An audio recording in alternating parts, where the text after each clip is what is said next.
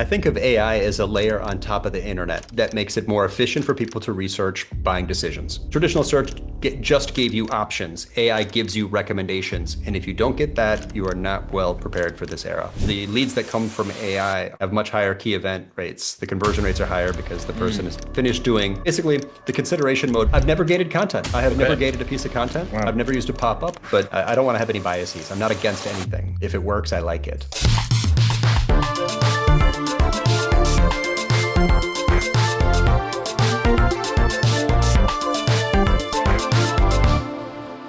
What's up, y'all? We're back. Episode 39 of the Builders Growth Lab podcast. We got Connor here. He's our paid ads guy. I'm Charlie. I'm the SEO guy. Mallory. SEO God. Yeah, SEO God. That, not my words. That was a nice tire pump from Mallory. And Mallory's actually out of the country. She's in the Philippines right now. Philippines. So hope you're enjoying it, Mallory. I hope it's nice and warm and sunny. And jelly. No, it was really actually very touching when she said, like, I think she's seeing family that she hasn't seen since she was like a kid. Yeah. I think she said 2. Yeah, like 2 or something, and like some of her VAs and stuff over there. So Mallory, we actually hope you're having a really good time. Yeah, having a lot of fun. I'm connecting with family. Like really jealous, actually. Yeah. like very jealous. So of everything except the flight. I've heard the flights are terrible. Yeah, so. We went to Thailand last year. That was a brutal. That was like a 20. Yeah, how long was that? Is that like a full day flight? That was a 25-hour flight, I think. Jesus, that was long. Wait, enough. So you're in the plane for 25 hours straight? I think there was a 3-hour layover in where were we? Because we flew over Tokyo. Yeah, that sounds right. I'd have to look at the itinerary, but that sounded right. It was like so long, you just kind of like blurry, you know. And plus, did you like take like melatonin and just like fall asleep or something? Or no, I did not. I think I passed out for a couple hours. It's like, what do? You just want to, you know, everything's dark and we just watch movies. I want to say it was right around there, 25 hours. We flew from Denver to Vancouver to, I think it was Bangkok, and that was gnarly. Anyways, episode 39, we have special guest Andy Crestodina. He is the chief marketing officer and co-founder of Orbit Media. He's been in the game for over 20 years. Is that what he said? Long time. I think since 2001 or something, from what I read. But very much looking forward to chatting with Andy. Yeah, growth marketer. He's SEO, and of course we talk customer acquisition. We will, and then just get his perspective on everything from GPT ads to obviously SEO, customer acquisition 26, and just crazy, right? Like from a marketing perspective, Charlie, like when you were doing SEO or first started learning it, like, and someone approached you and was only doing SEO, would you even like a part of you be like, oh, like maybe you should be doing some paid here, or you need some paid to help supplement it? I think, well, at first, no, because I didn't know any better. And plus my blinders were too big just for my obsessive personality. It's just SEO. But now, I mean, the game is blended, right? Organic and paid. 100%. Yeah, a blended approach. And I don't know, that's the whole point being is it's just like for him to build that agency to where it's at, 55 employees, right? If you see the nameplates of the clients that he's worked with, like, and just focusing strictly on content and organic and SEO, UI, UX stuff, it's insane. Listen, not that some of these people he works with just, they don't have paid. I'm sure they do, but just for him to be that successful and very, very successful with only that, pushing things forward is just wild to me. Yeah. In a good way. In a really, really good way. Learned a lot. Our listeners will learn a lot from that interview. So first thing first, how's your last week? I thought you were it was okay. Vancouver, but you corrected me. No. I no traveling this past week, thankfully. Dude, the next couple weeks are going to be nuts. Some for pleasure, some for kind of work. But last week was really good. I can't complain too much. It was a nice, relaxing weekend. I bought the Mac Mini. I'm going to do CloudBot. I'm going to try it out. We'll talk more on that later. Yeah. Probably after we meet with Andy, but the Mac Mini's on the way. Should be here today or tomorrow. Those are such cool machines too. I'm just going to box it and I'll get it hooked up to some things. And I'm more curious about testing it out for more like super admin stuff right now, like just letting it take it slow and then building it up. But I digress. On the weekend stuff, everything else was good. I'm trying to think through what I did that was so interesting. really not much of anything, man. It's been a super relaxing weekend.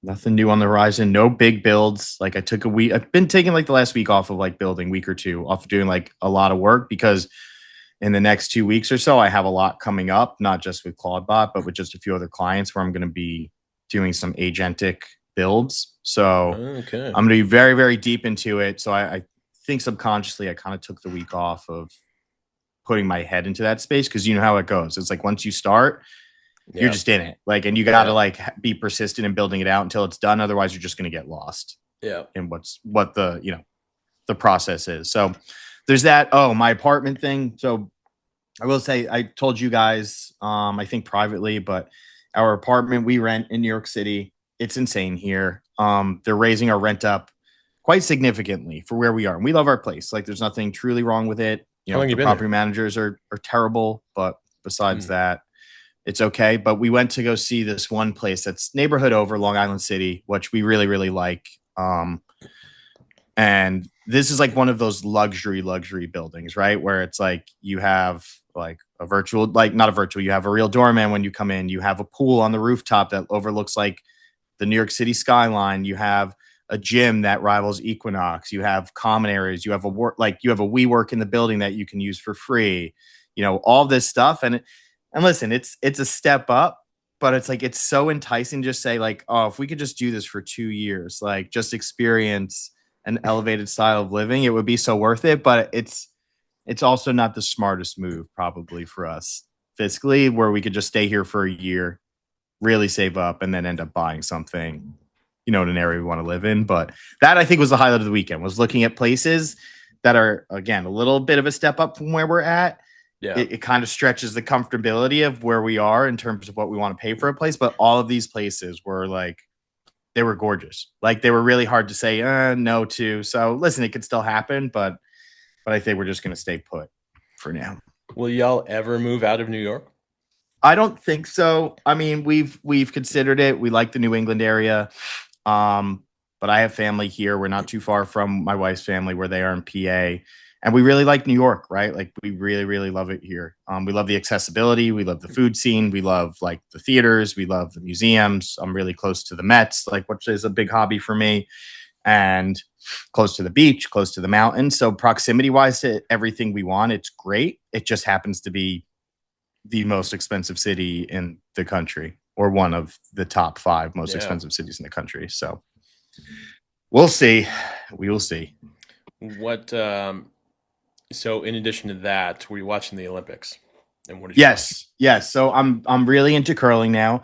We were talking about it before. You saw between, I think it was Canada and Switzerland, right? It was Is that Sweden and Canada. And they're Sweden and Canada? chirping each other. So I was like, that is the Canadian guy got called out. I mean, he got called out. And then he got poopy pants. Right. He got poopy pants over actually cheating. Like you could see it on the double take. Like he used his finger and pushed it out one more time. Yep. What you can't do, you know, apparently. I'm saying obviously now, like I've watched curling for years, but you're an expert now. Yeah. Yeah. I think I've watched 4 matches. Yeah. I still get very confused on why sometimes there's 2 people at the front. Why sometimes there's only 1. So I have to learn that. But I did get very into it to where I was like shouting at the TV when the USA was playing. I think did they medal? I think they medaled. I don't know. That's a good question. But I know they lost to Italy or something like that. I don't know. It's fun to watch. So yes, I've been watching the Olympics. I know hockey. I'll let you take that on. But the USA team and the Canadian team are like on a fast track to each other to just go toe to toe, which is always fun because I mean I think that's kind of the norm.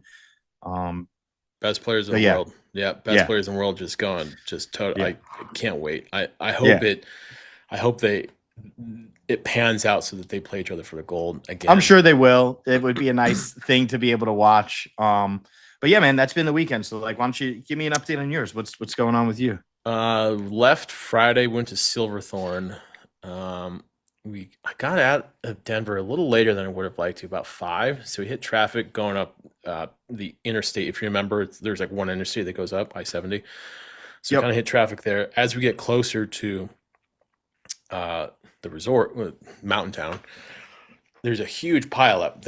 It's got to be like, there's 2 very big pileups and it was bad. I mean, it blocked traffic. Oh, Blocked Jesus. traffic from us going west, and the accident was coming down east. I mean, that's how bad it was. It was a 15 Oh. car pileup. The first one, I want to say it was 15, and then the second one, I think was 12 car pileup. And there were cars that were like completely squished, like Holy smashed. Like, crap. it was bad. It was like, holy smokes, like, ooh, hope everybody's okay. And even driving up, because it kind of goes up and down like the roads. Yeah. Even driving, look, I'm from Colorado. I actually like driving in the snow. Actually, I love driving in the snow because my 4Runner is a beast. Those roads were like, that was kind of scary. I don't get scared driving very often. I was white knuckling, and I was just, what? It was like so serious. Like, I turned off all the music, and Austin wasn't saying a word. Like, it was, I don't think I went over 30 miles an hour. One, because it was snowing. Two, because there's ice on the road, like going down. Yeah. And two, there's like no lights. There's no like, side lamps. Yeah. I remember when we were driving up there, there was dark. like barely any light. Like you can't see anything. Yeah, it was really dark. So imagine just hitting ice. And I have like nice tires on my 4Runner. Like, it's built for that kind of terrain. Built for that kind of terrain. Yeah. Yeah, and I hit ice kind of going down, and look, I was like, holy, like you slide a bit, and you have like a huge turn coming up, and all that there's just guardrails on the side. And yeah, but that's not going to stop a 4Runner from. Yeah, and luckily I hit traction. I was like, oh, and then okay, I hit some.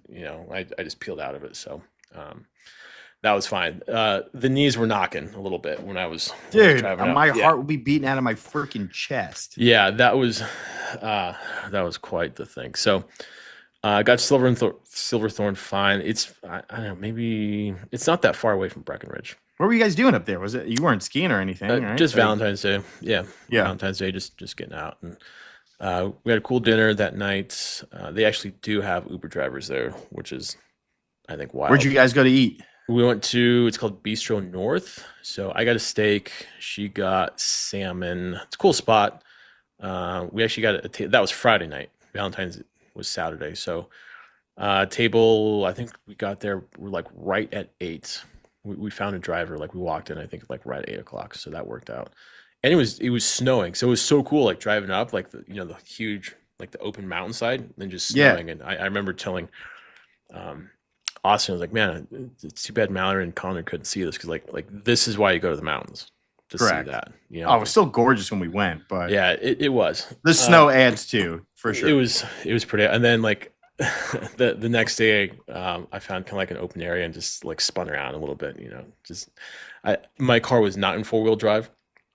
So I was just kind of like spinning around. I was like, okay, like this is mountains. Have a little fun in the 4Runner. Yeah, just like mountain snow, like just tracks different. So that was cool. So Saturday, yeah, we were watching curling. I don't remember.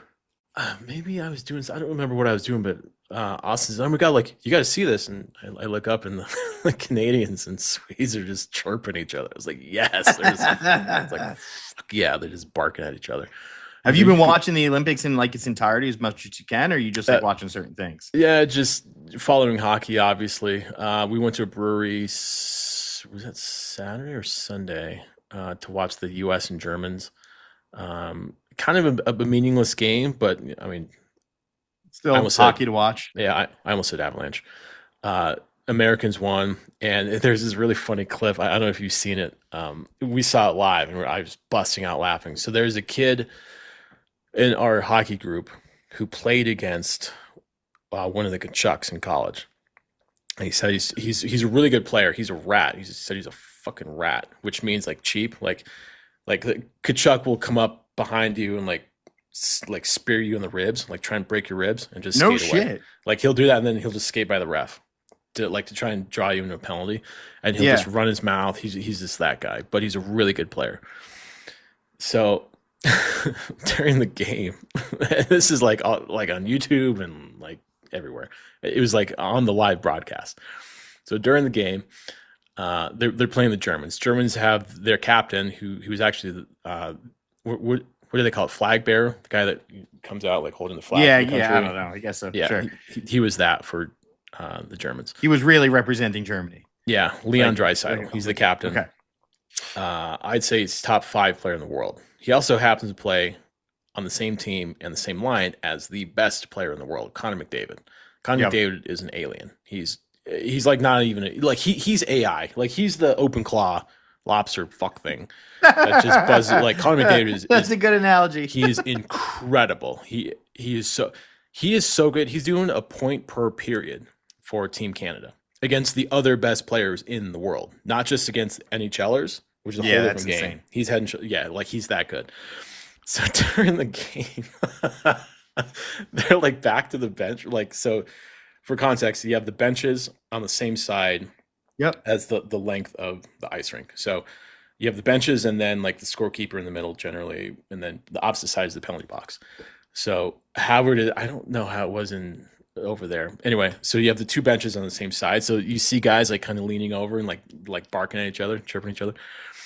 So Matthew Tkachuk, he's chirping Draisaitl, the German guy, and he's like, "Oh yeah," he says something like always a bridesmaid, but never a bride, eh? How's that feel? Always a bridesmaid. And like the camera like kind of cut away, and then you have to like think about it for a second. Like, oh yeah, he's always number 2, but no, like never number 1. And I laughed, and my girlfriend thought that was like the funniest thing. She said, "Oh my god, can you say that?" Like, yeah, that's Yeah, like, of course you can. as part of the culture of hockey is chirping.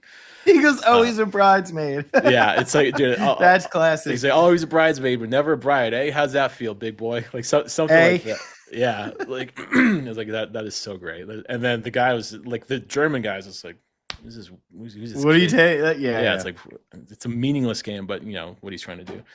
So that I thought that was so funny. I thought that was hilarious. And then we saw that live, and then I hopped on X Twitter like an hour later, and it's like all over my all news over the feed. place. Yeah, Oh, I gotta look this up It's now. fucking That's awesome. awesome. It's so funny. So Americans won. We went to a local brewery, very good barbecue place too. They do smoked wings. It was so Ooh. good. It was so good. Mountain food is money. It is. I wouldn't say it's worth the drive, but when you're there, it definitely hit. What about Rocky Mountain oysters? No, that's a hard. Have you ever tried them? I've never tried them, but I will not. Do they serve them at a lot of places? Yeah, but no, that's just not my thing. That's nasty. Like man. I love food, but yeah, I will pass on that. Food is my friend. Well, yeah, you're a fellow fat kid, so yeah, yeah. you get it. So yeah, that was funny, and then watched the curling Canadians. I mean, he clearly, double clutched on that stone. So kind of getting into curling a little bit, and then watching the skeleton. That's wild. Going like 80 miles an hour, or however. That's bananas. That is absolute banana. Face first, like that's. And look, I do downhill mountain biking, and I wear burly helmets. Thank God. That helmet's. I can't imagine the helmet is going to do much when you crash, or like when you. It's more. I think it's more of like a mental comfort thing where you're like, all right, like, at least I won't die. Like maybe I won't die if I end up. At least I'll have my teeth when they scrape me up off the ice. Like no thanks. That's no thanks. Wild. Okay, so U.S. has advanced to the next round. They play the winner. I believe it's of Sweden and Latvia, and I think that game is tomorrow. And then now it's like win and keep going kind of thing, which is. And if you lose, you're out. Yeah, and you're done. Like this is, I love it. I freaking love it. Top players in the world, top competition in the world. And it's funny too because Connor McDavid, he plays on a team that is not good. Like they're not bad, but they're not good. But you said he also plays with the guy who's the German guy. Yeah, exactly. So how are they not good? They have 2 of the top 5 players in the world. They're like mediocre because their goalie is basically like a beer league goalie. They made a trade, but Connor McDavid and Leon Draisaitl, they basically have been dragging their team into the finals for the past 2 years, and they lost. And I think both. One time we went to Game 7, they were down 3-0. And Connor McDavid he's like, all right, F this. I'm just going to put the team on my back. Forces Game 7. So all of that to say, he looks so happy on Team Canada now that he has capable players around him. It's so awesome to see because he's my favorite player. In fact, one of the Avalanche players took a hit behind the net. It wasn't. It was dirty. The guy that got hit plays for the Avalanche. He I think he's the second best player in the world. Nathan McKinnon, he had his head down. He also didn't have the puck, and I think it was a French player, just smoked him, like drilled him behind the net. And so one of the Canadian players who was questioned why he even made the team, because he's a tough guy. He can skate, but he's like a tough guy. He like goes right after him, drops his gloves, and got in a fight. It wasn't much of a fight, but got in a fight. So he got kicked out of the game. And Austin was like, "Oh my God, can they fight during the IAHF, like during the Olympics?" I was like, yeah, I think they get kicked out. So when they hit him, when the guy got hit, because it's like the game was out of hand, it was like a blowout, and then the guy gets hit with like 5 minutes left. First thing I went in my head is like, that dude's gonna kill that guy. Like he's gonna go right after him, and he did. And it cuts to commercial. It's typical NBC, right? They cut to commercial during the fight. They cut to commercial, and then it comes back, and the guy has his gloves off, and he's like being pushed into the penalty box by the ref. Like, and it's been all said and done, so you don't even get to see it. Yeah. So if you go back, that being said, too, if you go back and try and watch the curling confrontation, oh my God, they cuss at each other. Confrontation, you won't see it. Like they just cut it out. Oh, what a fucking bummer. Yeah. So just go on YouTube and you'll find that there. So yeah, in Silverthorne over the weekend, Olympics, hit that cool restaurant.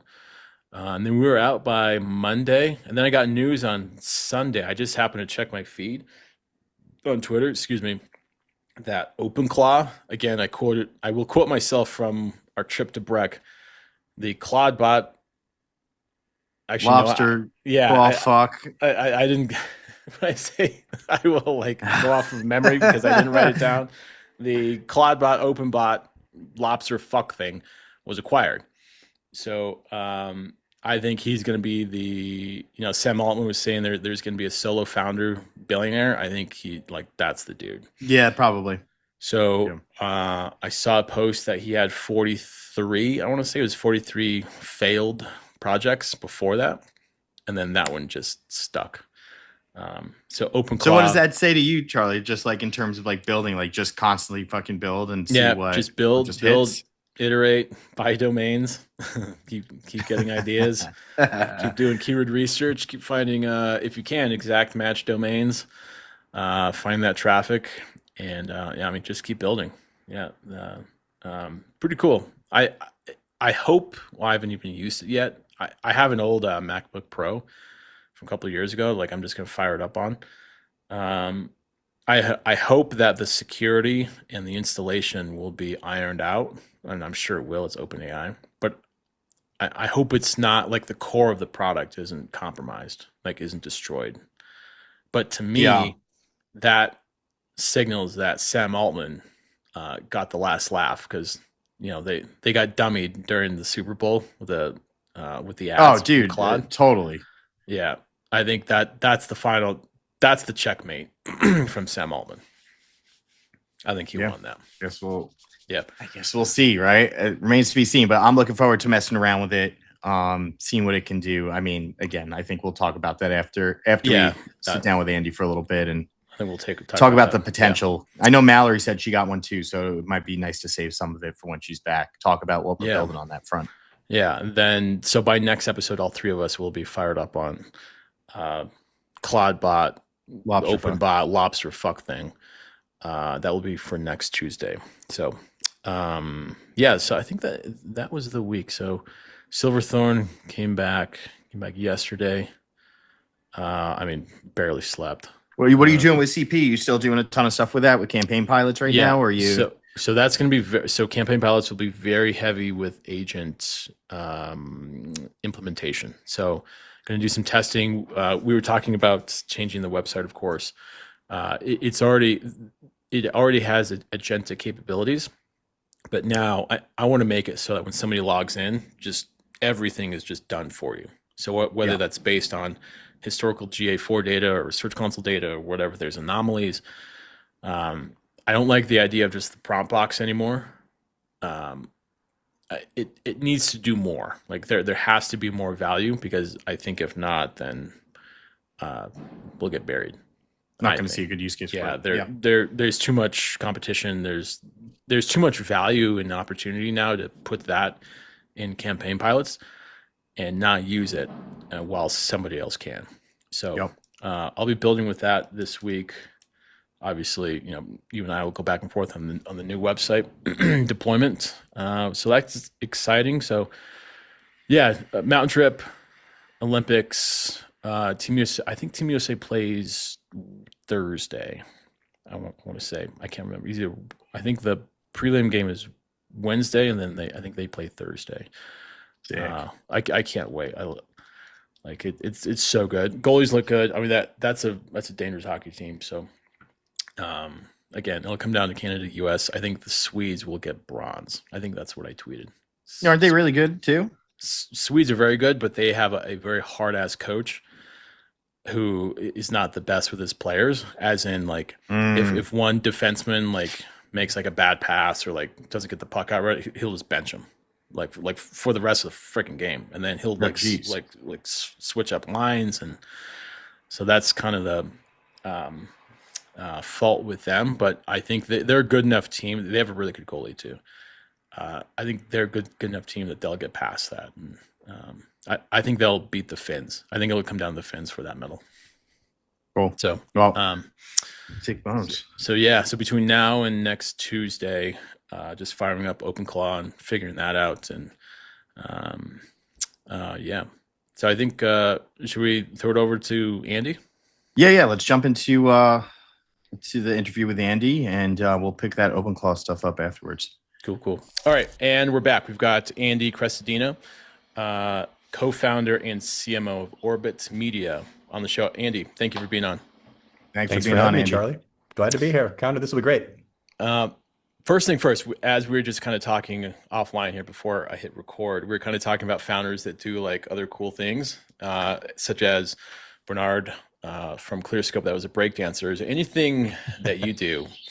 Maybe you're a curler. I mean, you're in the Chicago area. Maybe is there any other cool things that you do outside of having a very successful agency? I wish I was a curler.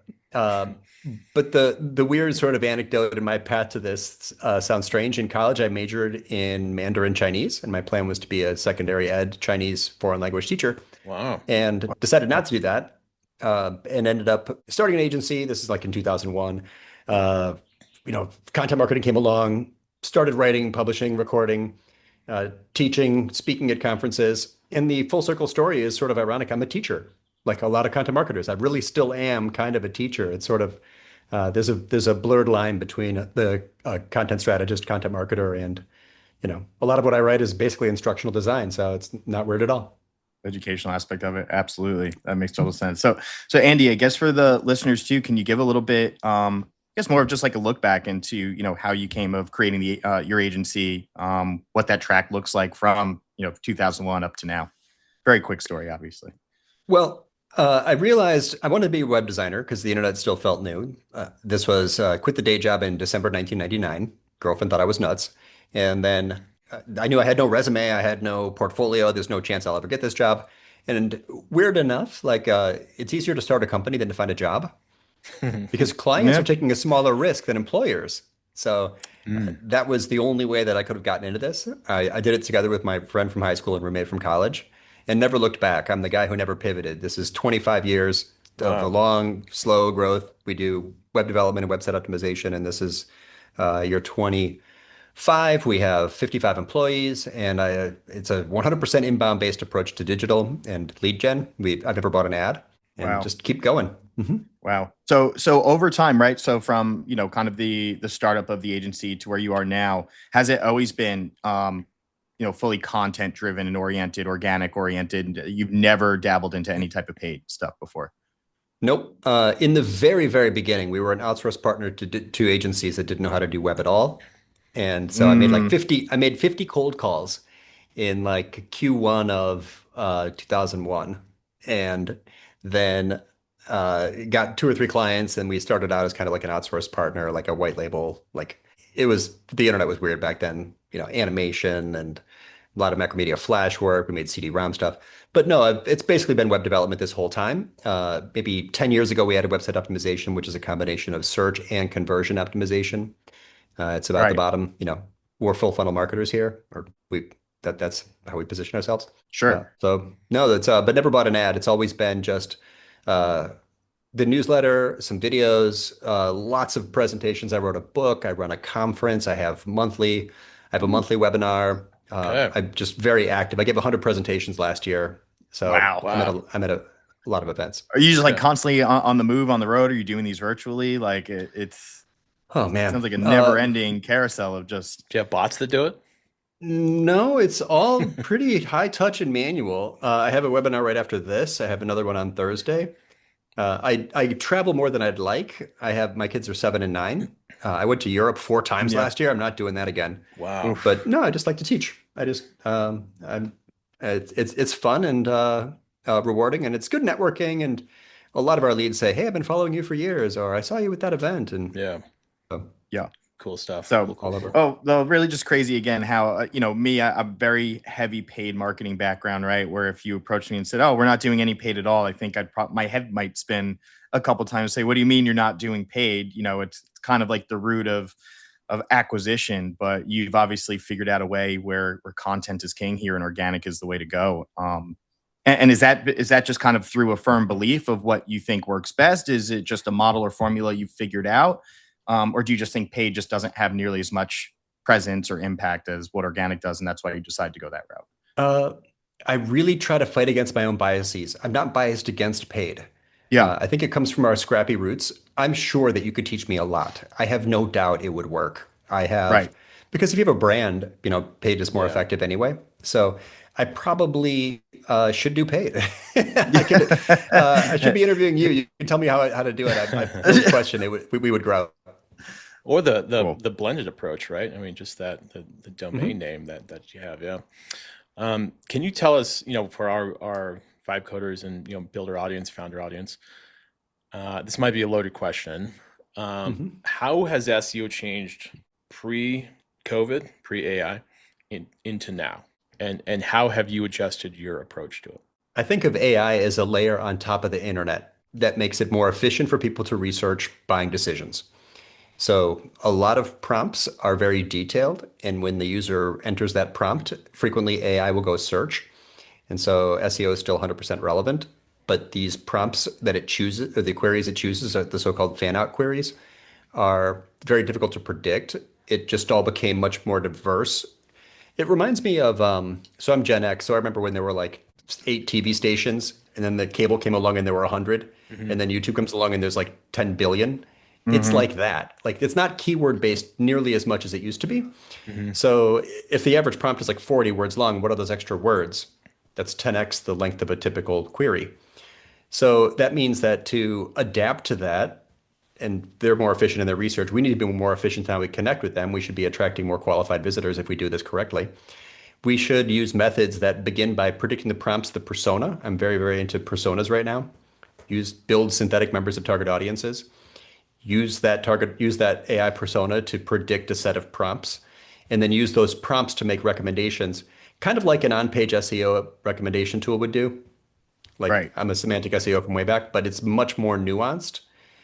We still need big sites with lots of pages because search still, these models still do query and do information retrieval.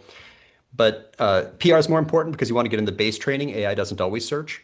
And nuanced, detailed answers, more comprehensive pages going into the exhaustive like detail on topics for that super specific use case this person's trying to Yeah. find you. So it makes it squishier, makes there's a lot of gray area. It makes reporting much harder. But and you can see it in everyone's analytics. The leads that come from AI have much higher key event rates. The conversion rates are higher because the person Mm. is finished doing basically the consideration mode moved from visit website, hit back button, visit website, hit back button to the model is now helping you make a decision. Before you even get to the So site. Yeah. right. So traditional search just gave you options. AI gives you recommendations. And if you don't get that, you are not well prepared for this era. Interesting. Interesting. Okay. Can you go into more? You'd mentioned AI personas. Can you go more into Mhm. that? Yeah, I have an exquisite custom GPT that generates beautiful personas that include not just the visitor, but the whole buying committee. It has their hopes and dreams. It has their fears and concerns. It includes things like why they, what they hate about this process of researching brands. It has the before and after, what they have before and after, with how they feel before and after. So it's a bit kludgy, right? You have to rip it out of there and make it a PDF and then drag it into all your subsequent prompts. But when you Yep. do, you can audit anything, any email. You can audit your LinkedIn profile. You can audit your landing pages. You can audit your homepage, all your service pages, your value prop, your content calendar, whatever you want, and it will tell you what's missing from their point of view. So you know that there's tools that do this, but you can do it with just custom GPTs. AI-powered, persona-driven gap analysis is the key to modern data-driven empathy. Run simulations on everything before you publish.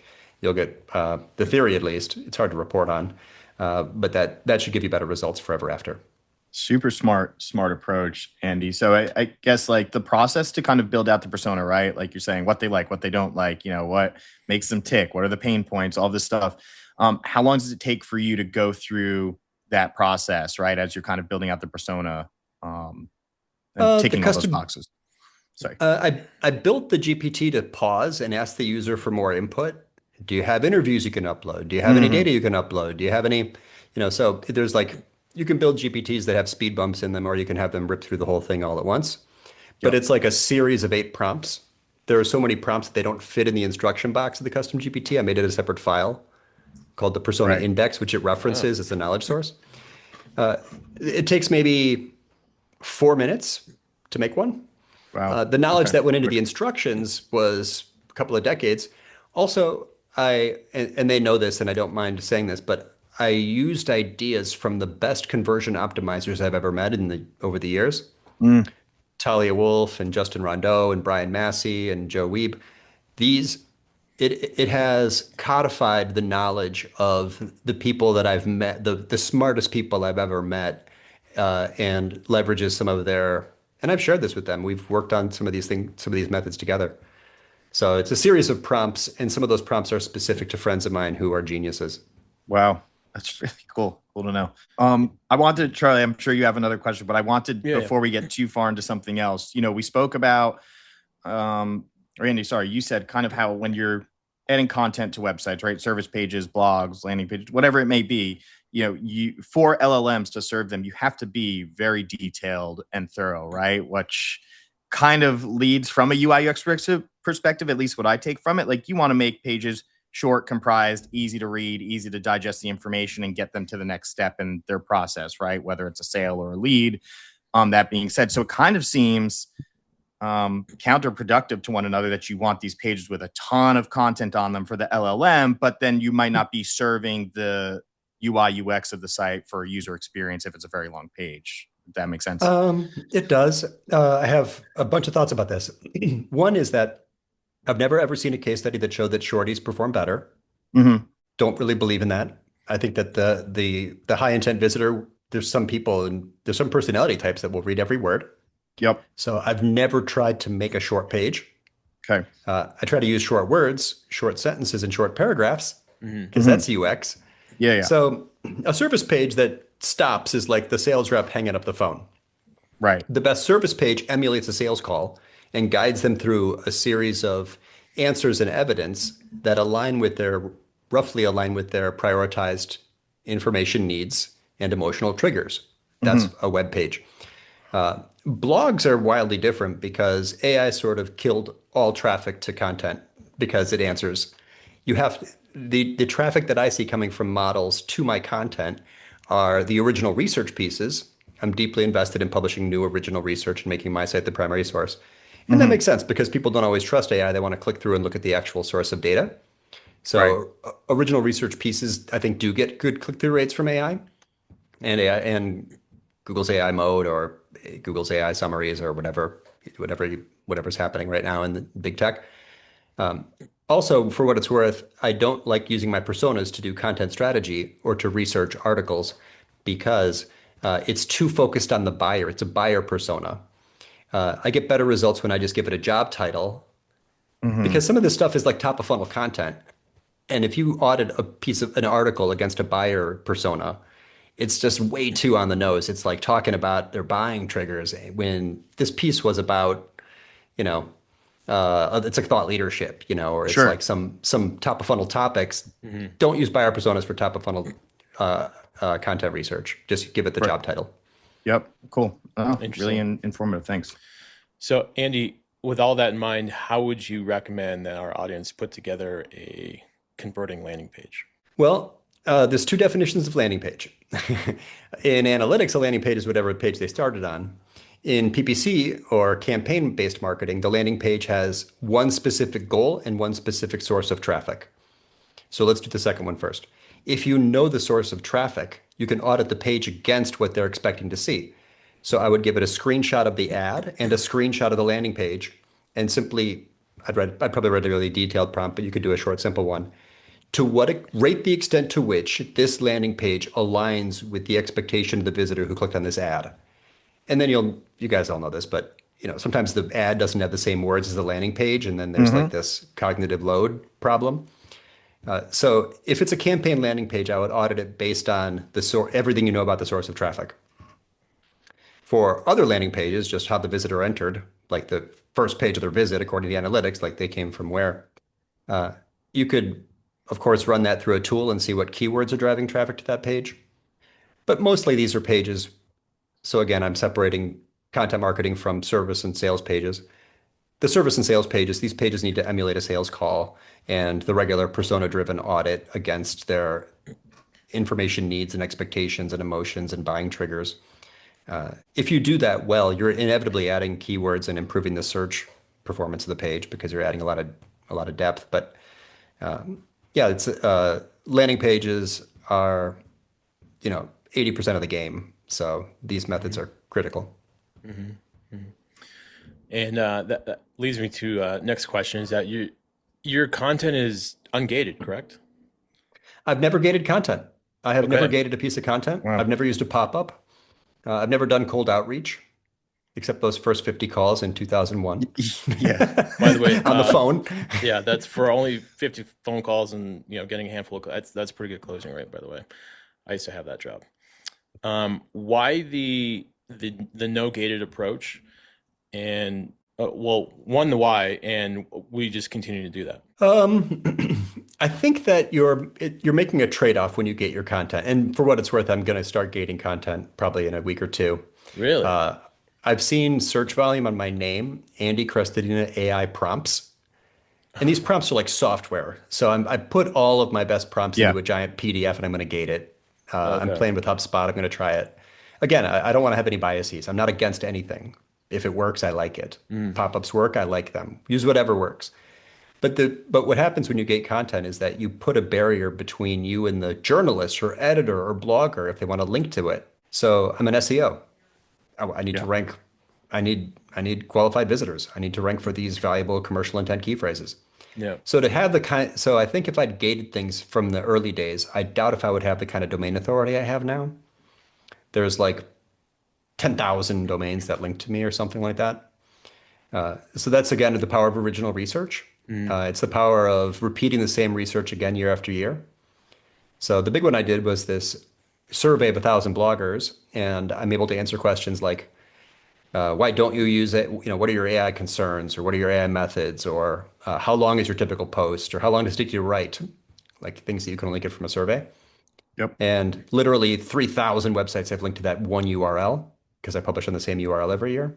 Mm-hmm. There's more links to that URL than most of my competitors combined. Hmm. So I doubt if I would have gotten that result if I had gated it.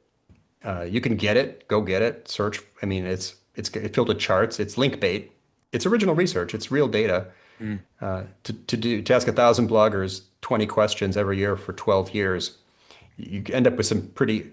You can see the rise and fall of channels, and it took the average time to write a blog post went from 2 hours up to 4 hours, and now it's going down, probably because of AI. Yep. So I'm making the trade-off. I chose to prioritize link attraction over email list growth. Interesting. And do you think too, Andy, like it's the same, conceptually the same, right? For AI search engines too, right? Not gating the content just gives you the availability to show up that much more often. Correct. Excellent point. I should. Yeah, you're totally right. If it was gated, that's the one URL that gets the most traffic from AI. People want to click through and they land there. Yep. I figure if people want to give you their email address, they will. They'll find you and your content should be so good that people are That was going to talking be my about, second like, point. yeah. Mhm. Like if the content's good enough, and it's like, and obviously from what you just said, it sounds like you are planning to kind of gate the content moving forward, and that's just probably a decision based on seeing the popularity of the content rise over time and saying, hey, now it's a smart idea to do it. But maybe starting off, especially for our listeners, right, who are just starting to build their own SaaS and products out there, where don't gate the content, right? Because all you're doing is just a disservice maybe to yourself for that content generation or traffic generation, excuse me. I mean, properly stated, every marketing idea is a hypothesis and should be tested. Gate your content, don't gate your content. I'm often uncertain. I don't know what I'm doing. I'm just very active, try to keep the quality high, something will work out. I mean, maybe it should be gated. But the prompts, I'm a bit squeamish about that because most of these things took me hours to develop and there's like 20 of them. Yeah. And you could build, we've put all of our best knowledge into these little chunks of, well, they're kind of big, but they're chunks of language. It's like the clone. I uploaded all my best articles to a custom GPT and it's a clone. It's like, should I, probably if you have that feeling, like, should I really give this away? You're doing it right. Like you should be a little concerned about oversharing, but that's the game. I think that's what Hermosi says, right? Just everything free. Yeah. Here you go. Just you get one, just everything free. Shifting back to SEO, what advice do you have? Actually, let me rephrase that. How important are backlinks right now? I think that they power the internet. I don't know that those are decreasing in importance if you are talking about prompts that trigger queries. I think we have to separate in our minds these two versions of AI. Short, simple prompts that aren't in YMYL categories, healthcare, finance, legal, then it's probably just relying on its base training. And there's SEOs. It just knows what it knows and it's going to give them an answer. It's like being top of mind, but being top of an artificial mind. But for longer prompts, detailed prompts, prompts where the person's looking for a source, or prompts where AI is afraid to be wrong, healthcare, finance, legal, then it's searching.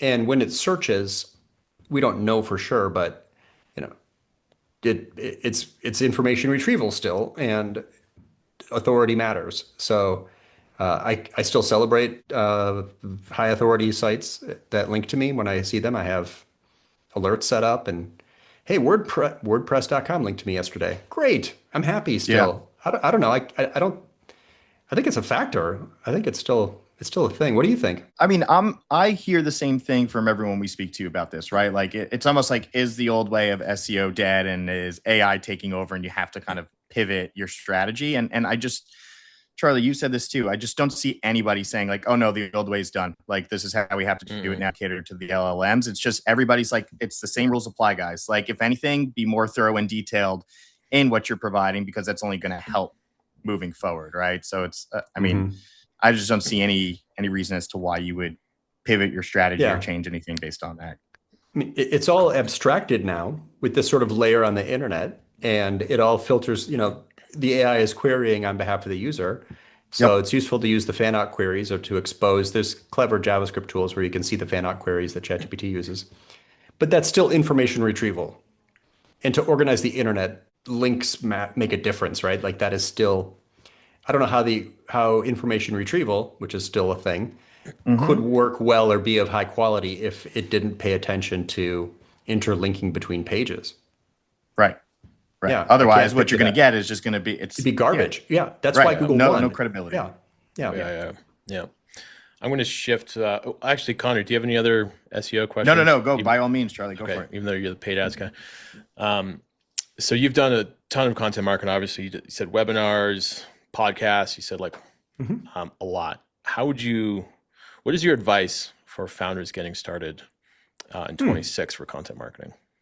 That's a fun question. You guys are asking better questions. I do a lot of shows and this is awesome. Yes. I'll say first. Yeah. Nailed it, Charlie. All right, cool. First, I would prioritize the bottom of funnel content that supports your sales messages, Mm, because that's useful in lead nurture sequences and other things. And so, Okay. content that answers questions that people ask during sales, or content that addresses objections, or content that is, because you can put those into funnels and they're useful for people in the decision making phase. mhm. As you move, I believe optimization. I believe everything should start at the end and go backwards. Go up from the bottom of the funnel, right? It's like fix your forms, then fix your service pages, then fix your, go backwards from the end, you'll get better results. So I'm always prioritizing conversion over search, and service pages over content marketing. But the next most important, so you wrote your sales aligned content. I think publishing a piece of original research every 6 months will make you a highly differentiated brand. Most websites are not primary sources for new information. I think deep and true thought leadership, where you take a stand, will always be highly differentiated content, with Hmm. AI around more than ever. AI is great for finding that stuff. What are the most memorable, thought-provoking topics for this job title? What are the topics that are not covered on the big blogs? You can like make stuff that's very different. Hmm. I think and so those are topics. The structure of the content is all important. And here's a clue. We know that social streams are like literally addictive. Like people can't look away. People are spending like 40 hours a week in social streams. Mhm. Yep. The more your URL looks like a social stream, the more effective it will be. In other words, an image at every scroll depth, embed videos, Mm-hmm. add contributor quotes, have multiple points of view. I would never write an article without a contributor quote from an expert. So strong opinions, hooks, highly formatted structures, bullets, bolding, italics, and subheads. So if you scan through any of my pieces, hopefully you're going to see something that is quite long, quite visual, quite collaborative, well supported with evidence, with like little strong points of view. Yeah. That is not what most people do, but those are exactly the things that are in the UX of a social stream. And we all know, I mean, they've spent millions on research with, psychiatry PhDs. They know what's addictive, and Hmm. so that's all you need to know about how to structure your content to keep the visitor scrolling through the page. That's Interesting. really, really interesting. Like super awesome call out too. It makes all the sense in the world. I question I have too, when it comes to AI, right? Everybody's leaning on it more and more for content output, et cetera. It sounds like what you are very mindful of, obviously the UX, but also the content. Obviously, you're using AI in some capacity, but it does seem um, that the editing of it and revising of it is actually a longer process and maybe what most would think you need to do with AI output. Hmm. Yeah, I don't use AI to write. Yep. I don't write anything with AI. I sit down and I do it myself, and if AI will help you get unstuck. It's very useful for that.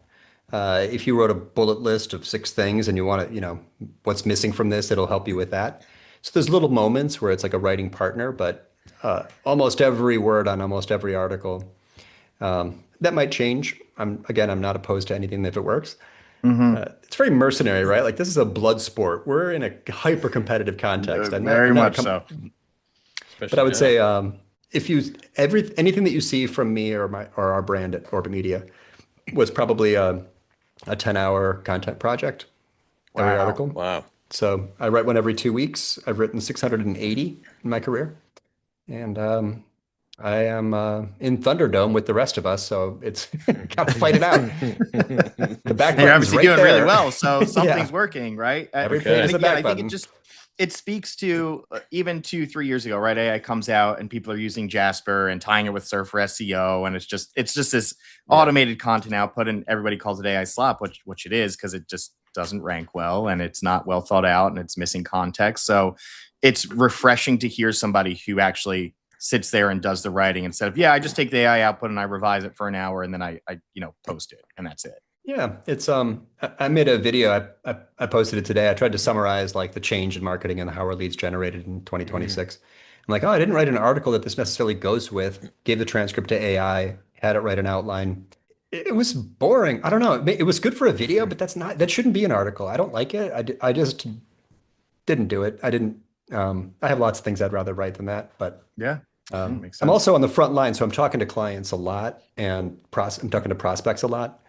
And I help with projects, so I'm always testing new methods. So that keeps me fresh. There's no barrier between me and the reader. I'm constantly interacting with Cool. communities and clients. So why then, Andy? You mentioned this before we hit record, but I kind of learn a little bit more. Why don't you have your own podcast? Why don't you do your own like Monday afternoon, maybe Oh yeah. Wednesday afternoon? Well, in the content marketing world, there's a guy, literally, he started Content Marketing World, the event. Joe Palizzi says that you should choose just two formats and like double down or triple down on those. My formats are live presentations and detailed research-driven articles. So I'm honestly just a part-time marketer because I have to support the team and help out with sales. And Hmm. I've never been a full-time marketer, actually. Uh, so you got to make choices. I mean, you got to decide what you're not going to do. Don't spread yourself too thin. Hmm. Podcasting, it's so repurposable. It's clever, and I love you guys. I mean, you can meet anyone you want. There's many things Yeah. I love about it. I had a podcast, Hmm. but it wasn't. Uh, I'm stretched, so Gotcha. it's Right. And you want to make sure I'm you good. can put the time and dedication into it and also have the passion for it, which is equally as important, right? So yeah, Yeah. that makes a ton of sense.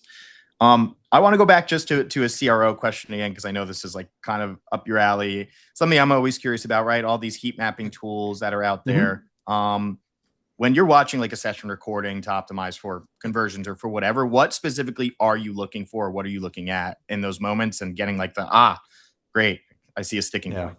I think every marketer should watch a session recording at least once in their career.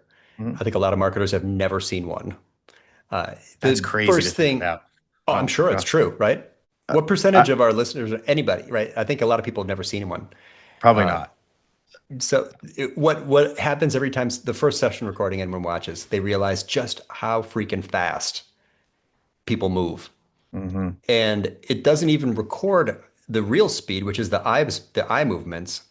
The mouse moves slower than the eyes. So they're actually flying through this thing even quicker than you'd think. So mostly they're not reading. That's true.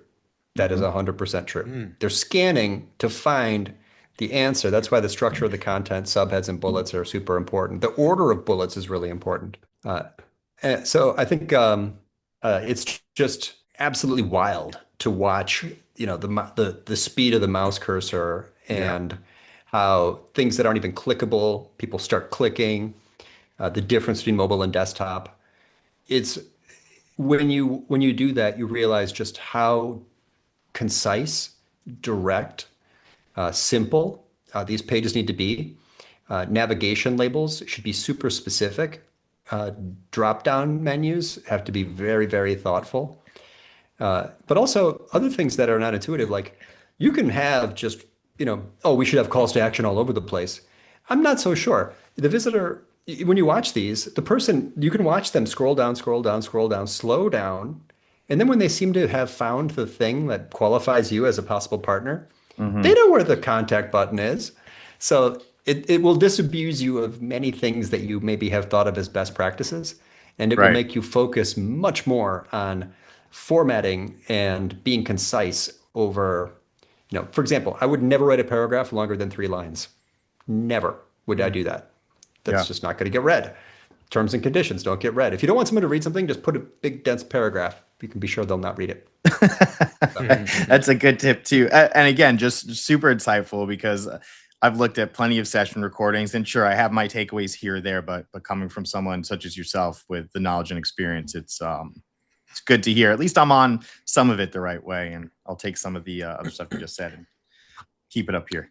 it's hard to not form a judgment quickly, though. Here's another trick. Watch like 10 of them before you form hypotheses Hmm. because they're so powerful like this. They weigh so heavy, like, oh, I watched one and that guy didn't click, that's Yeah. only one visit. You would Yeah. never make a judgment in analytics based on one digit, so it's really hard to overcome your own biases while watching them. You should really watch at least a half dozen session recordings before jumping to any conclusions. Something I need to say to clients as well, because I definitely have gone through where they'll look at the session recording and get stuck on one person who clicked something that wasn't a button, and they're like, you got to change the whole page. And it's like, all right. It's like, it's one person. Let's reassess. But well said. Andy, there's big news in the past 2 weeks. Well, there's two really big topics. One of them is ChatGPT ads. What are your thoughts on that? What has your agency done? Are y'all optimized? Are you offering it? What are your thoughts on that for 2026? Well, as they say, like if the product is free, then you're the product. So it makes sense that, I mean, obviously, if you're don't know if it'll be even a plus account and you're just using ChatGPT a lot, how do you think? What? No one should be surprised, even though they went back on their word, apparently. I don't think it's weird. I'm not cranky about it. It's not, I don't really have an opinion. It's just obvious, why wouldn't this thing be monetized to the max? It's obviously going to be monetized completely. It's Sam Altman. Yeah. Yeah. I think they have a UX challenge because they could hurt trust very easily by injecting ads into responses. So for their own sake, I hope that they, remember the Google early days, like it was like a yellow box where the ads were inside, like Yep. clearly made separate. Google has kind of made it less obvious what's an ad as time goes on. But I'm sure it will work. I'm sure it'll be very targeted. I think I think the efficiency of those ads might be really high. I think the cost of those ads will be very high. I think the performance of those ads will be very high.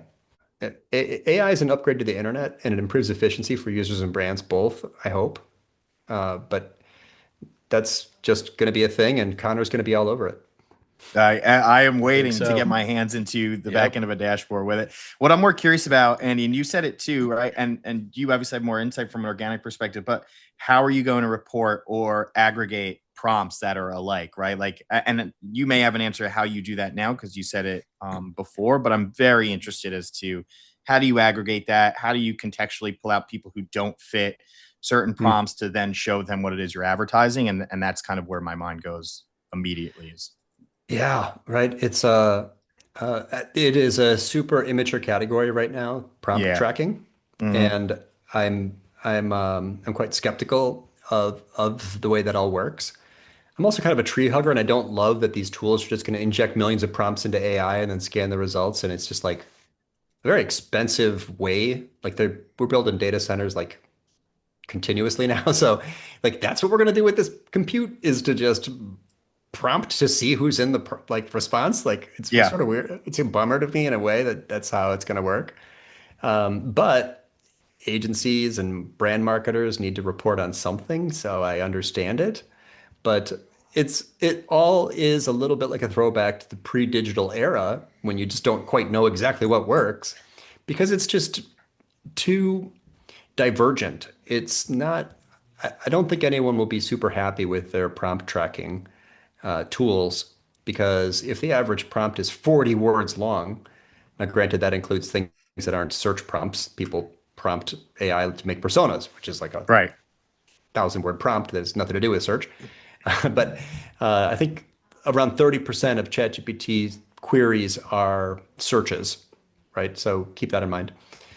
But so that maybe is skewing the data about the length of the typical prompts. We would love to know how long is a search prompt.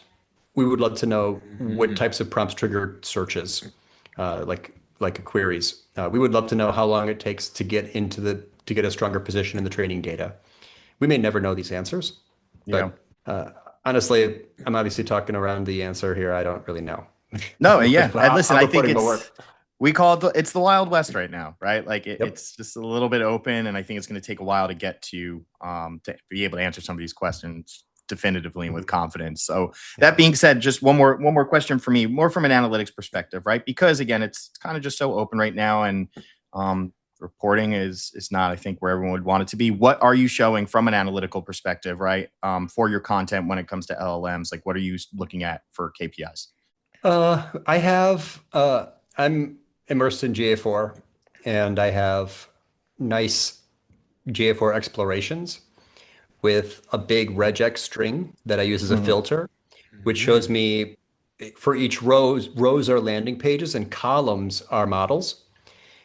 It is interesting. The traffic is not high.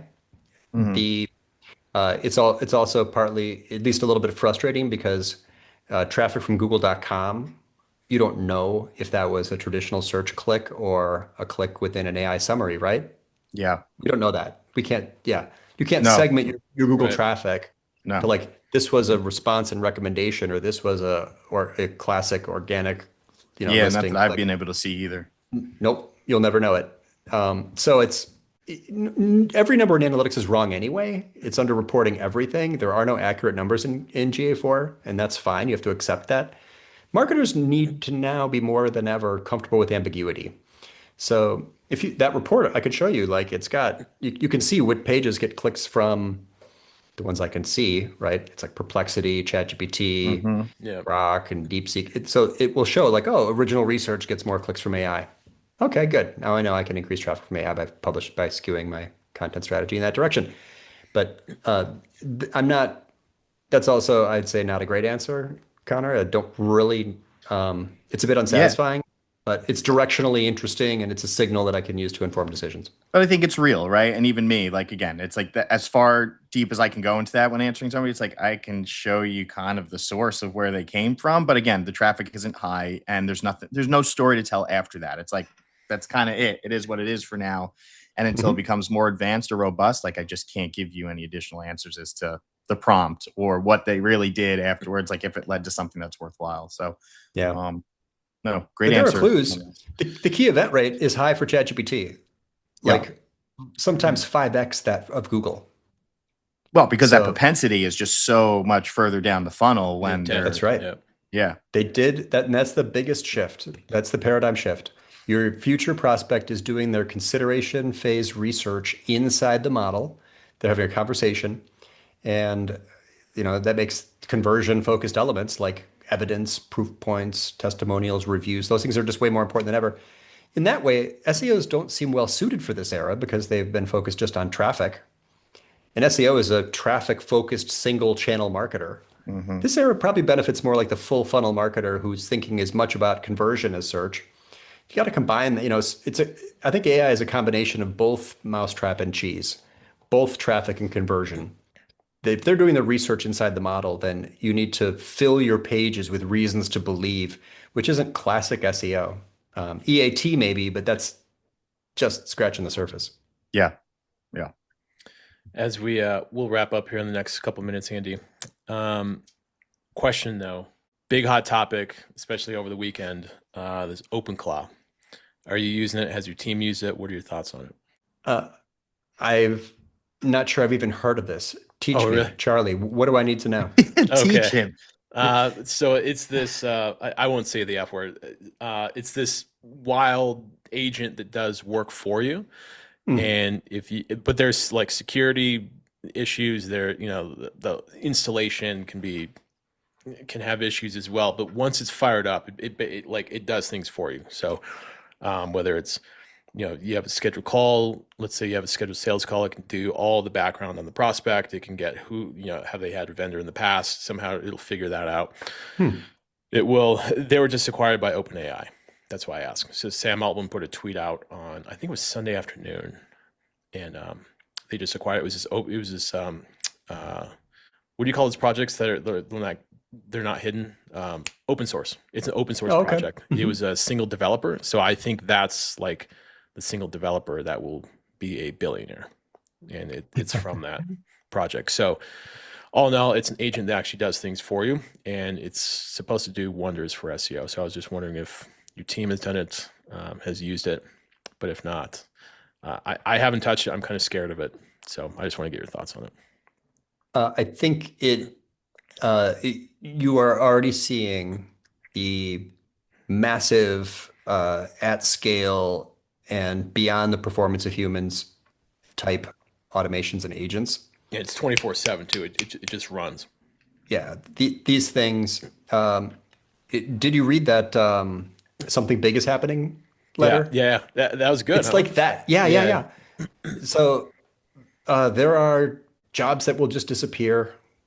Our industry is going to transform. Marketers, I think, are perfectly positioned to be leaders in AI because we're the most disrupted of any category, probably. Like we see Hmm. there's the most opportunity and the most disruption for Mhm. marketers compared to a million other categories.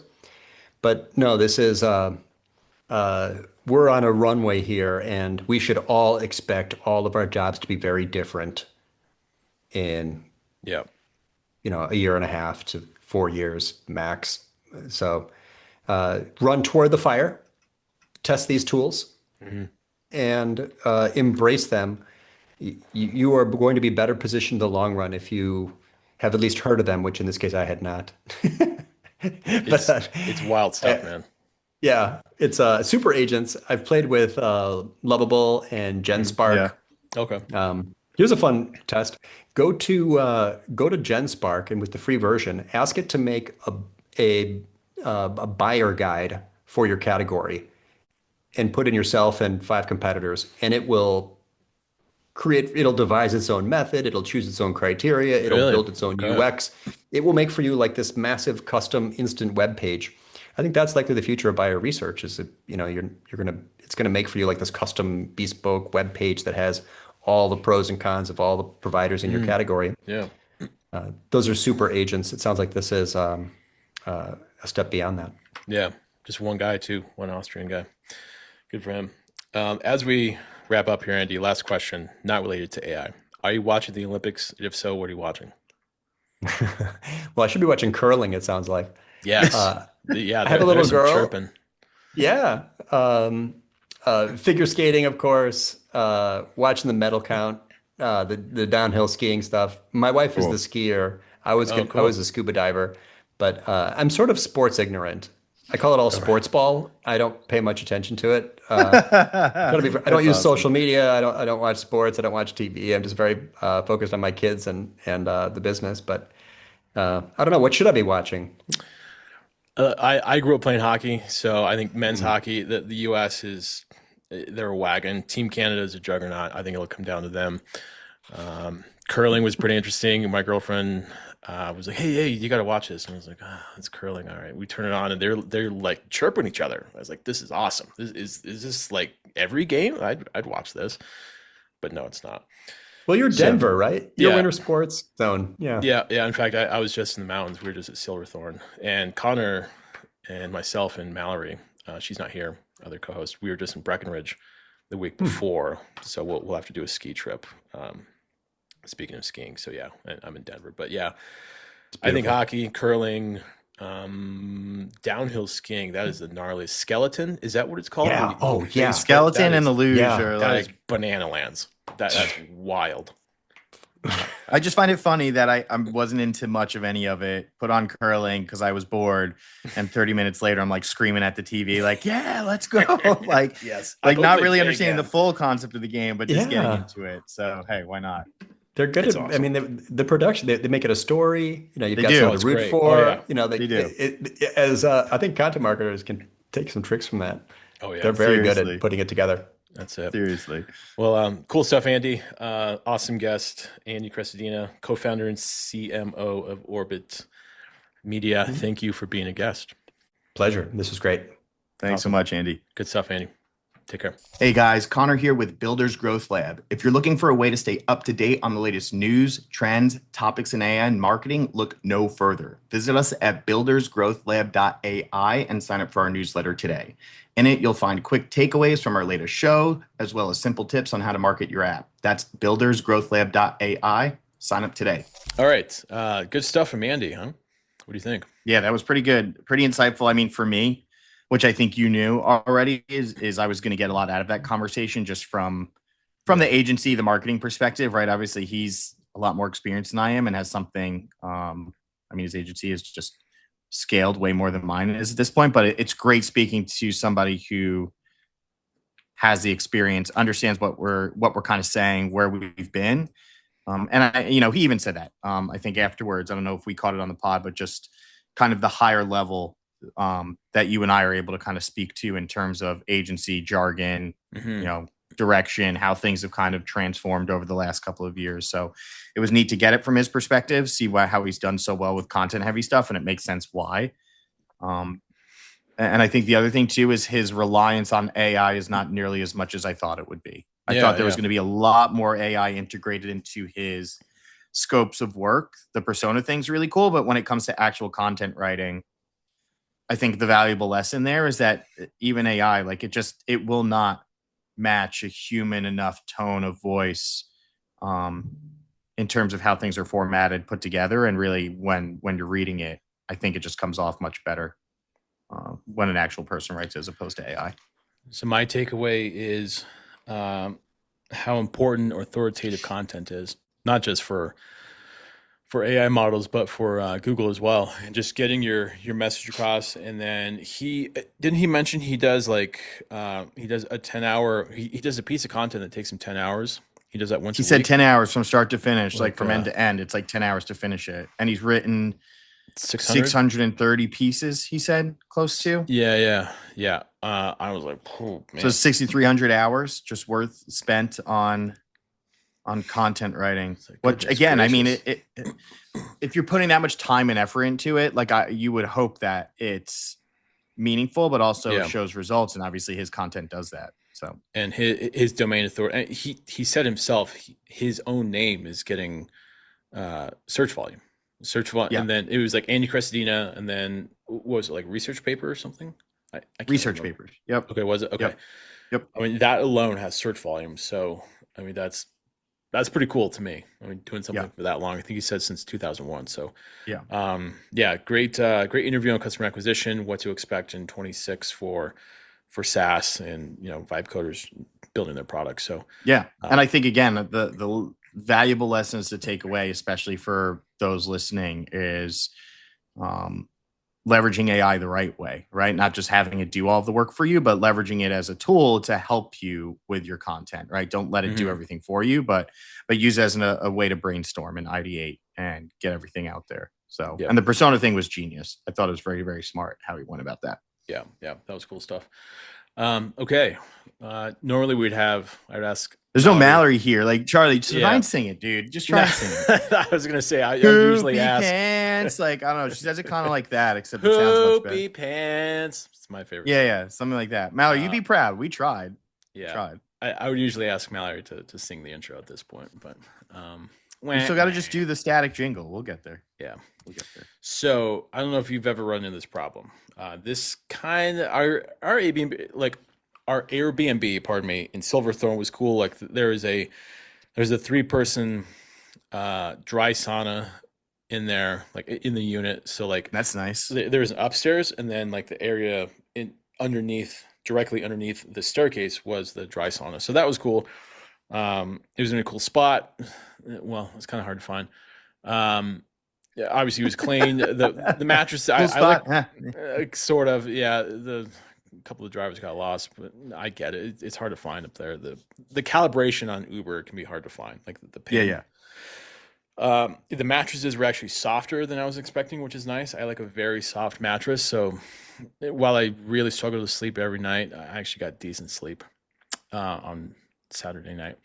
All of that to say, there's some issues with the Airbnb. So my poopy pants is when things just go wrong, and they will happen, or that will happen, pardon me, during Airbnb stays. We were in Vancouver, I think it was last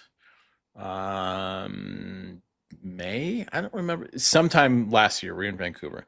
This is what gives me poopy pants, and I came unglued. I held it together during the Breck fiasco. That whole thing when our car just, thanks Chrysler. Just, the rear hatch just wasn't closing. We had to get all that figured out, get a tow truck driver, blah, blah, blah, get you guys back to the airport. While we were in Vancouver, we got there. I think it was the first night we were at the Airbnb. We go to dinner. Austin's sister and husband and daughter, I believe she was 5 or 6 at the last year. Anyway, we come back. It's, 10 at night. It's raining. It's not snowing in Vancouver. The door code changed. So we could not get into our Airbnb when it's fucking freezing outside. I come back. Of course, I've got, steak and wine in me just because I'm a fat kid. And I'm just like, I'm thinking to myself, what the hell is going on right now? The door code changed. So I don't know, let's just say 555. 555 is not working. Try it again. It's not working. Try it again. It's not working. In Austin, of course, you're going to ask, well, are you doing it right? It's like, what's happening? Let me try. Yeah. Okay. She tries. It's not working. We contact Airbnb support. And they said, well, we can offer you a 10% refund. And I, What? I came unglued. I came unwrapped, and I was like, I don't even remember what I said, but I remember, I remember neighbors like looking through their blinds, like, like what's going on? Oh shit. Yeah, I came unglued. We reached out to the host. The host didn't show up right away. Luckily, the husband, the brother-in-law, Yeah. he had stuck around, so we had to wait in the car, like basically across the street while it's raining. It's like 11:30 at night on a Saturday at this point. Oh my god, Friday or dude. Saturday, whatever day it was, doesn't matter. And we had to wait for the host to actually show up. So luckily, it was not a like third party, like vacation home rental entity, whatever. It was actually it was the owner's kid is who it was. So the owner's kid shows up, and he shows up with a friend, and I'm thinking like, what the hell's like, do we go inside? Do we meet him? Do we? And I was like, you know what? If we see them face to face, this will escalate. So we opted to stay in the car. They leave. I totally forgot. Like I had my passport in there. I had my laptop in there. So we get inside. The entire place reeks of weed. Like they had to have ripped a bong in there themselves. Like it was that pungent. What? Yeah. And luckily, none of our stuff was gone. And I'm messaging him on the app, like, get over here, figure this out. This is obviously before they came. Figure this out. What's going on? The door code is not working. He kept texting me, the door code is this, door code is 555, door code is 555. And I was like, it's not fucking working. So my poopy pants is when Airbnbs, we got that figured out. It was a whole yard sale, gong show. My poopy pants is shitty Airbnb service. And Yeah. we kind of experienced that with our trip over the weekend, and That sucks. it's just man. like there's not a lot you can do. Like, what do we just left a bad review. There's not a lot. I just feel like somebody who's like an Airbnb, like help, and I help somebody with their Airbnb. I've told you and Mallory before, and it's like Jamaica. Someone's there right now, and you know what? Like I gave him my WhatsApp number, and I'm like, if you need anything, like WhatsApp me. Like I will answer there before I get to you on Airbnb, and I leave the WhatsApp notifications on because I want to know if something's wrong and I want to know immediately. Like I don't want you sitting there. I don't want you going like having somebody go what you went through, where it's like I'm sitting here for an hour waiting to get in when it's like either they're not responding or they're just being dumb and they're telling you to do the same thing. It's like, no, like I want to be available to figure things out fast. Yeah. But we've had a few instances like that with Airbnb. I think again, that's just support in general is just absolute garbage these days. So I don't know. That sucks though. Knowing me, I would love to have seen you freak out because you took the Jeep thing in stride so well that I would have. I mean, you can see the steam coming out of my ears. I was just like, "Are you fucking kidding me?" Like, I would have freaked out. I would have flipped out.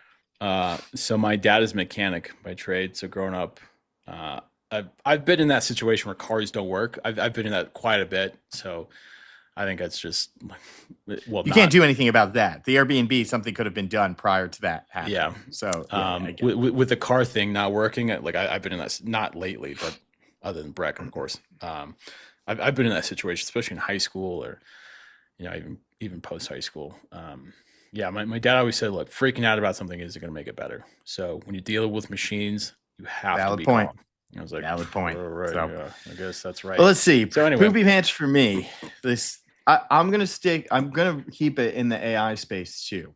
So what I've been dealing with lately, this isn't just from any specific person, or this is from a myriad of people. As AI is becoming a more normalized thing, people are seeing it leveraged, especially for marketing purposes. Having potential clients, people come to me and say, "Oh, how can we use AI for this?" And how can I implement AI for why don't we just use AI? Right? Like that's what it really is. It's like, well, why don't we just use AI? And what gives me the poopy pants is that people don't really know what they mean when they're saying that. Right? Like unless it's us, right? Like a me or you who are very well versed in it to some extent in regards to how do you leverage it for marketing? What can you do with it? What can you build? What do you need to build it? How long does it take? Right? Like again, it's not just like putting a prompt in ChatGPT, which anyone can do, getting some output and be like, here you go. Like, here are your Facebook posts for the next 3 months. Like you could do that, but they're not going to come out contextually relevant. The design's not going to be great. And It's going to be all over the place. So it's going to take you a million more prompts to do. So the poopy pants coming from, I think, people not understanding what they're asking for. And they're like, well, why don't we just have AI? And it's like, well, have AI do what piece of it? Oh, well, do all of it. And it's like, yeah, but to do all of it, let's just use like content writing as an example. It's like, but you understand you need to feed it information that it needs to pull from, competitive analysis, other blogs. You need to do research. And when you kind of throw that back to somebody who's like, oh, well, I don't have the time. I just want it to do. Like, I just want it to do it. In one shot. Right. In one shot. It's like, well, you're not giving it anything to work off of. And it's not telepathic, right? Like AI isn't telepathic yet. Maybe it will be one day, but you can't think and then just like be like, do this and it's going to happen. So I think it very much comes from the past week of having to kind of handhold and say, well, this is what it does. And if this is what you want, this is what it's going to take to get there. And a lot of times people don't want to commit the time and resources that it takes to build something that is going to automate work for them moving forward and remove the, human touch point here or there, again, to save them money or to expedite it or to get it done. So I wish people would just be a bit more detailed and knowledgeable in this space and the subject before just saying, oh, can AI just do this? Because I'm finding, especially with the older demographic, like boomers, like specifically, oh, can AI just do it? And it's like, no, like AI can't just do it. Like I need, you need to feed it some information and then it just gets lost on them because I think it's like, they think it's just a one touch, like you push a button and everything sprouts up the way you want it. So that would be my poopy pants for the week. So let's just jump into AI news from the last week. The real title of the segment is Last Week in AI. Last Week in AI is what I'm trying to say. OpenClaw. Now, again, on the Breck trip, I said something like, this Clawbot, OpenBot. Well, it's changed names. Lobster, Lobster, Claw, and... good for that. Is it OpenClaw now? Is that it? That's the final name, right? Yeah, and I think I haven't read about this online yet in like Reddit or X or anything, but he changed the name OpenClaw to be congruent with OpenAI from Clawbot. And then their lawyers got poopy pants. Yeah. So the big news Sunday was Peter Steinberg. This is a tweet from Sam Altman. This was Sunday at 2:39 p.m. I just happened to be on X like at 2:40 p.m. So like 1 or 2 minutes after this hit, and I was like, "Oh boy, this is big news." So I'm going to read Sam Altman's tweet. Peter Steinberger is joining OpenAI to drive the next generation of personal agents. He's a genius with a lot of amazing ideas, goodness gracious, about the future of very smart agents interacting with each other to do very useful things for people. We expect this will quickly become core to our product offerings. That is very interesting. I wonder if the layout of ChatGPT will just change. So like from the chat interface to like, you just log in and, okay, what do you want? All right, bam, we'll just take care of it for you. I think there's could it? But it's like, how do you just have ongoing prompts? Like there's way too many different scenarios to run in that sense. We'll see. I hope it did, I hope we didn't just buy it just to like hoard it, which I can't see. Well, listen, I think there's some dual objectives there, right? I think one, it's you're owning something that again this is going to be the hot topic for the rest of 2026, right? Like Clawbot, or OpenClaw. How it rolls out, who utilizes it, what it's replacing, what it's opening up in terms of opportunity. But I very much believe that it was also purchased for some self-serving purposes. Yeah, for OpenAI as well. After getting smoked during the Super Bowl. Correct. I just think that there's a realization that they weren't keeping up as much as they thought, and that public image is definitely a thing when it comes to AI, right? Like you can't just be like, oh, well, like, yeah, we were the original. Ego. We know how to do it. Like, it's good enough. I think it's Sam Altman, he's known for being cutthroat. That's coming from one of the very first investors in Uber, Jason Calacanis. He says he's known for 20 years and he's just always been like that. Just straight cutthroat. So, I think that was, coming from the top ropes, you just out of nowhere. I shouldn't say out of nowhere. Just like, all right, I'm just going to swoop this up. And I mean, who knows? I mean, he back up the Brinks truck and just give him the bag. And all right, we've got this. Yeah. we got this So, project and so, so interested to see where it goes. interestingly enough, all of us on the pod are going to be, like I said before, I have my Mac Mini on the way. You have your MacBook that you're going to use. I know Mallory bought a Mac Mini. So I think by next week's episode, we'll have a little bit more to speak to you for it. But out of curiosity, Charlie, like, what's your number one use case? Like, what do you want to do? Do you just want to mess around with it? Do you already have an idea in mind of where you want it to aid you in a day to day? Okay, so I'll start with SEO, maybe competitor analysis, keyword research, gap analysis. And first thing that pops in my head is security issues. That's what I've been reading about. And the second thing is clunky installation, like with the environments and even your Slack said use VPS. I said, okay. So I'm going to start with SEO and then I can then transition to what can this thing really do with campaign pilots. Can it just take all of the heavy lifting? And it should. I think it should. Can it take all the heavy lifting from a user for the GA4 analytics? What do they want to know? How do we just bird feed data to our users for campaign pilots? So that's the second use case. So first use case, SEO. Second will be campaign pilots, and then third will be. I thought about the podcast, honestly, using it for like scheduling, for episode summaries, maybe titles, that kind of minutia. Yeah. What I don't want to happen is if a guest says no, this has never happened, but if a guest says no, then the OpenClaw will just go and like write a blog post and just like pull make some shit up. Yeah, and just like bury them online or something like that. Like that's what I don't want to happen, which has happened. Like I read that on Reddit, I think it was something like that. Like I think a prospect said no, and then the bot got poopy pants and it like made a blog post like just sued the guy. That's crazy though, man. Yeah, like that's the thing, like bananas. where it's kind of like it needs very strict guardrails like Yeah. of what you can and can't do. And that's, I think, again, this comes back to what I just said before on my poopy pants is people are going to be fascinated by it, but are they going to set it up the right way? Right. And if they don't, what are the implications of that? So I remember it was 2 weeks ago, I think I asked, you might have been recording, I don't remember. Connor, are you going to try OpenClaw? And you said, probably not.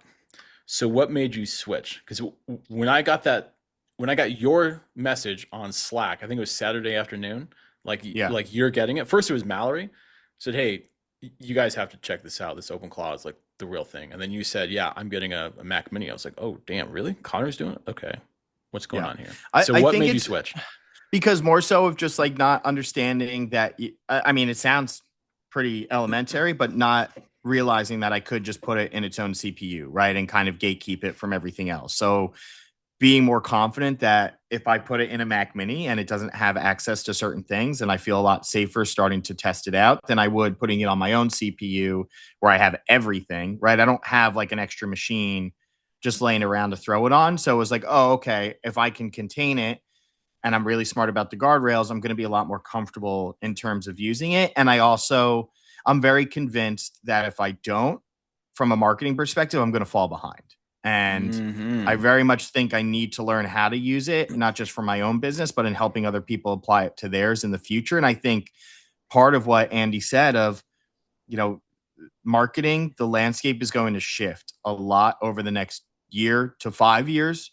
But really this next year or two, I think is a make or break for a lot of marketers in regards to who wants to acclimate themselves to the shift in AI fully and who wants to be more of your traditional marketing, which is crazy because traditional marketing used to be newspapers and now traditional marketing in some sense is going to be who wants to manually change their Google Ads strategy or copy or imagery, where that in another year or two to me will be traditional marketing in some sense. Okay. So I just want to stay ahead while I can, because this to me is like the internet boom, man, just in 2026.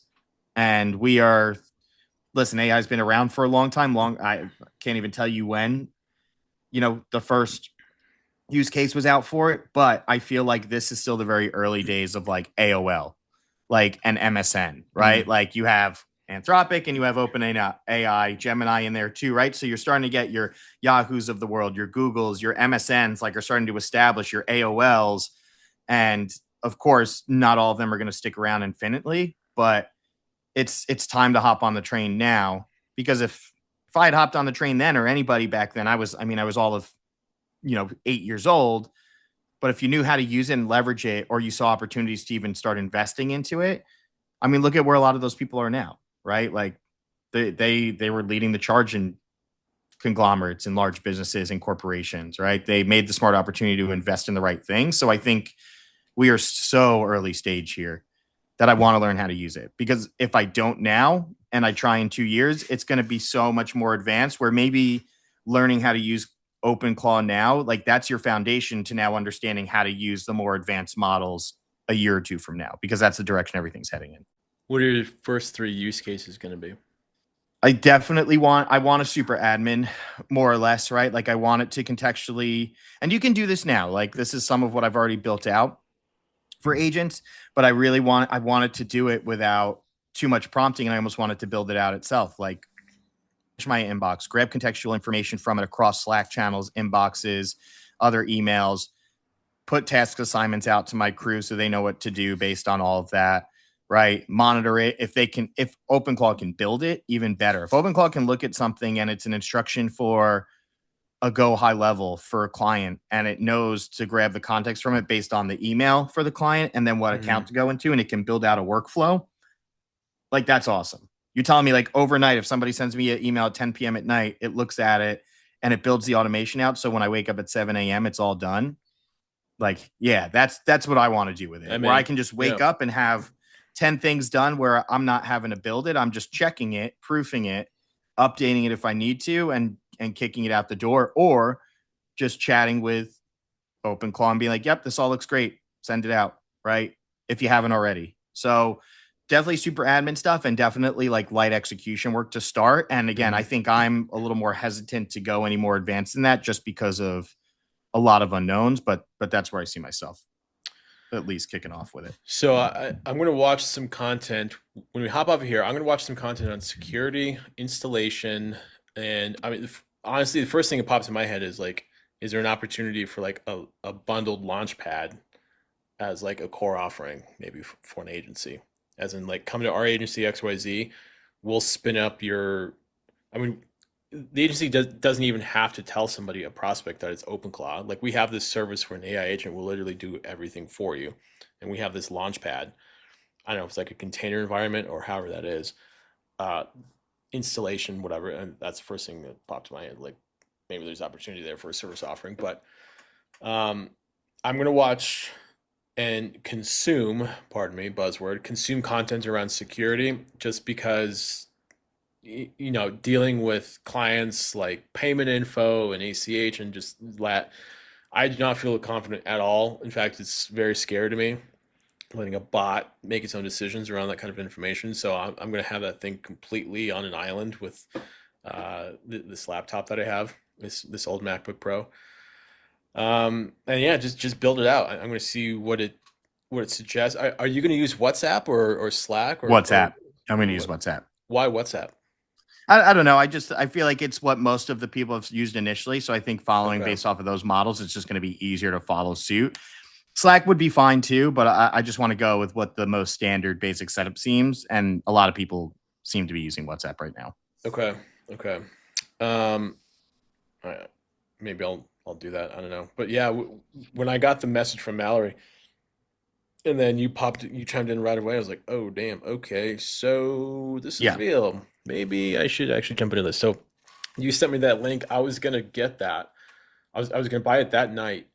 And then I was like, wait a minute, don't I have one like still in the box from a couple of years ago? It's only like 2 or 3 years old. I can just fire that thing up. And then I got back. I was like, all right, sweet, I've got it. Absolutely could. I think it just comes down to like processing power too. Like, so I think. Oh, okay, yeah. Yeah, I mean, think about it. It's going to need some really robust processing power, I think, to do a lot of this stuff. So I think that's why the Mac Mini might be helpful. But again, if the Mac, it doesn't matter really what device it is, as long as it has good processing speed.